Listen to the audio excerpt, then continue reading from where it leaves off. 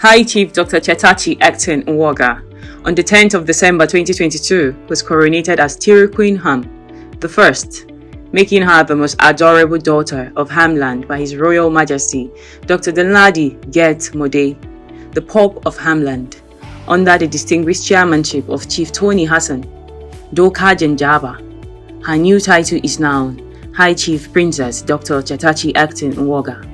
The Princess of Hamland rode on a horse amidst dancing and drumming to the admiration of the people after the coronation to confirm her royalty.